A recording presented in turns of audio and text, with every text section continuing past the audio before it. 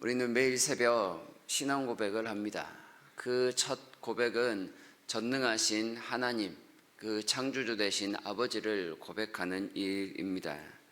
우리가 사는 이 모든 세상과 그 가운데 있는 모든 것들을 하나님께서 만드셨다는 고백이지요. 그러나 창조주 하나님의 그 하나님 되심을 우리가 얼마나 느끼며 살아가는지 한 번 더 생각해 보았으면 좋겠습니다. 창조의 일이 너무나도 크고 광대하기 때문에 혹시 우리의 일상과는 약간 멀리 떨어져 있는 것처럼 생각하는 건 아닌가 반성해 보기도 합니다. 이미 창조된 세상이 너무나도 잘 움직이고 있기에 우리는 그 가운데서 그저 순응하며 살아가는 존재인 것처럼 생각해서는 안 될 것입니다. 하나님을 알지 못하는 사람들은 세상을 그저 보이는 대로만 판단합니다. 세상의 지혜자들도 빼어난 자연과 만물의 섬세함을 보면서 아름다움을 찬양하기도 합니다마는 그 모든 것을 만드신 조물주의 위대함은 알지 못합니다.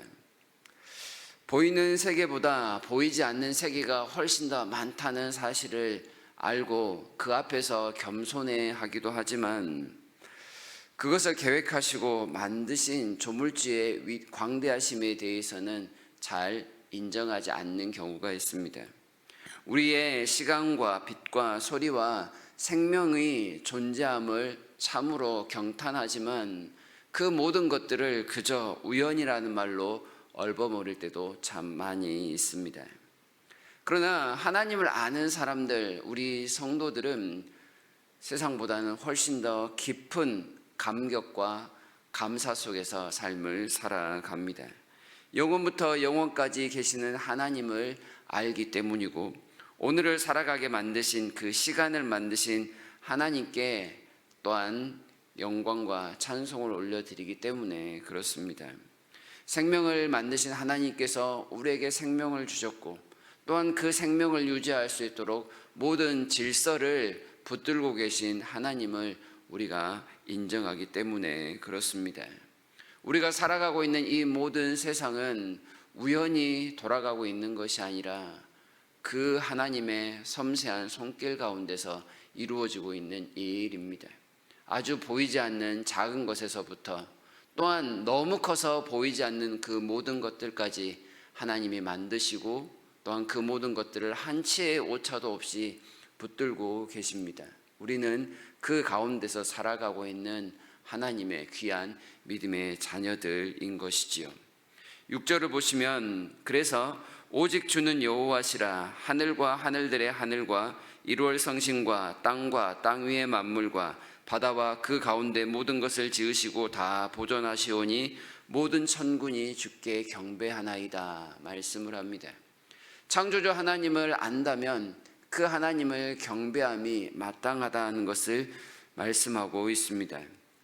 우리는 하나님의 손길 가운데 먹고 마시며 모든 삶을 살아가고 있다는 그런 고백입니다. 찬양이란 그저 하나님을 향한 노래하는 행위만이 아니라 창조주 하나님이 우리의 삶과 직결되어 있습니다는 것을 고백하며 또한 경험하며 살아가는 삶이라 부를 수 있겠습니다. 우리는 바쁨이라는 이유로 이 하나님의 창조주 되심을 깜빡깜빡 할 때가 있습니다. 창조주의 시선을 벗어나거나 그 하나님의 도움 없이 우리의 힘과 능력으로 살아갈 때가 종종 있다는 뜻입니다. 그렇지만 우리가 일상이라 부르는 그 모든 것들은 창조주의 위대한 손길이 아니라면 결코 누릴 수 없는 하나님의 선물임을 우리가 깨달아야 할 것입니다. 그래서 찬양하며 산다는 것은 이 놀랍고도 크신 하나님과 늘 함께 더불어 살아간다라는 의미가 될 것입니다. 하나님께서 우리를 영원부터 영원까지 창조하신 그 시간 안에 두셨습니다. 하나님의 영원한 시간으로 오늘이라는 우리의 시간을 하나님께로 이끌어 들으셨다라는 것입니다. 우리는 하나님의 영원한 시간에 그 작은 일부분을 담당하기 위하여 오늘을 살아가고 있는 것입니다. 하나님 앞에서 말이지요. 이러한 모든 일들을 하나님은 이스라엘이라는 그 나라의 역사 가운데서 하나씩 증명해 보이셨습니다. 하나님은 아브라함을 택하시고 인도하시고 이름을 주셨다라고 7절에서 말씀을 하는데요. 주는 하나님 여호와시라. 옛적에 아브라함을 택하시고 갈대아 우르에서 인도하여 내시고 아브라함이라는 이름을 주셨다라는 말입니다. 영원하신 하나님의 시간의 일부에 아브라함이라는 사람을 이끌어 오셨습니다. 그리고 그가 하나님 앞에서만 살아가도록 갈대아 우르에서 가나안으로 인도하셨다라는 것 우리가 다 알고 있습니다. 그리고 그에게 새로운 이름을 주셨습니다. 이제부터는 새로운 삶을 살아가야 한다는 그런 의미가 됩니다. 이러한 하나님의 이끄심에 아브라함은 믿음으로 반응하였습니다.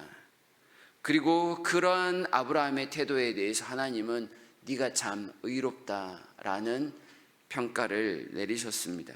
그리고 더 나아가 그 의로운 아브라함에게 언약을 주셨습니다.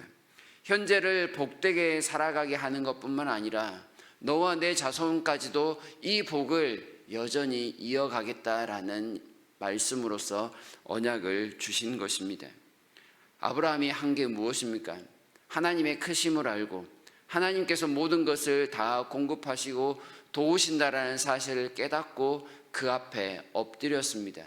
그것을 하나님은 충성스럽다라는 표현으로 이야기하고 계십니다. 하나님의 말씀에 충성한 것, 하나님은 과연 창조주십니다. 하나님은 모든 것을 공급하시며 알고 계시며 우리보다 뛰어나십니다.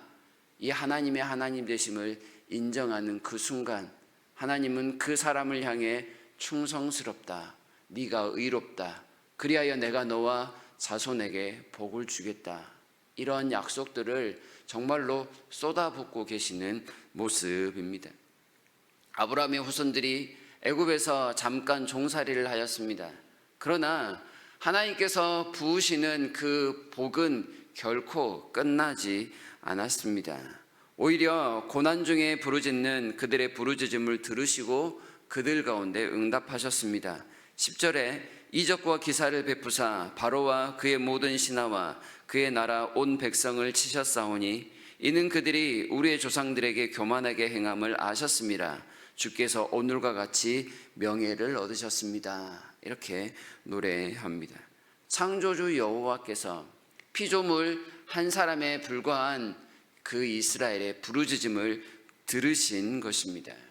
피조물들에게는 너무나도 놀라운 일들이지만, 그래서 이적과 기사라고 표현하지만 크신 창조주의 손길에 그것들은 정말로 쉬운 일들에 지나지 않았을 것입니다. 그럼에도 하나님은 그 모든 일들을 사람들 위해 드러내시기를 기뻐하셨습니다. 사람들이 기도하였을 때 하나님이 움직이시는 그 모습을 보면 마치 피조물의 말에 따라 창조주가 움직이는 듯한 그러한 연출을 나타내시는 것처럼 보이기도 합니다. 하나님은 그런 분이심을 우리에게 알려줍니다. 우리가 무엇이라고? 우리가 부르짖고 간구하면 하나님이 그 소리를 들으사 세상의 질서를 잠깐 바꾸시는 듯한 이적과 기사까지도 아낌없이 내어주시는 놀라운 분입니다. 그 이유는 우리를 사랑하시기 때문입니다. 그리고 그러한 하나님에 대해서 비웃는 자들, 애굽을 향해서는 돌이킬 수 없는 심판을 내리셨습니다. 하나님의 위대하심을, 하나님의 크심을 당당하게 보여준 사건입니다. 창조주 하나님은 우리와 결코 멀리 계신 분이 아닙니다. 창조주 하나님은 전능한 하나님으로서 오늘도 우리와 함께 하시는 분이며 지금도 우리의 삶을 주관하고 계시며 앞으로 오늘 우리가 살아가게 될 모든 삶의 여정 가운데 여전히 동행하실 하나님입니다. 하나님께서 우리를 세상 가운데서 택하시고 부르시고 우리에게 성도라는 이름을 주시는 그 순간 우리는 이미 영원하신 하나님의 시간 안에 들어와 있는 존재입니다. 이 땅을 100년 정도만 살아가는 아주 제한된 존재가 아니라 하나님의 영원하심과 함께 발맞추어 하나님 안에서 영원을 살아가는 아주 특별한 존재라는 사실입니다. 그래서 하나님께서 하늘의 복을 마음껏 쏟아 부으시기에 결코 아까워하지 않는다는 사실을 기억했으면 좋겠습니다. 이것이 찬양하는 삶입니다. 이러한 하나님과 동행하는 삶이 바로 하나님을 마음껏 높여드리는 삶입니다.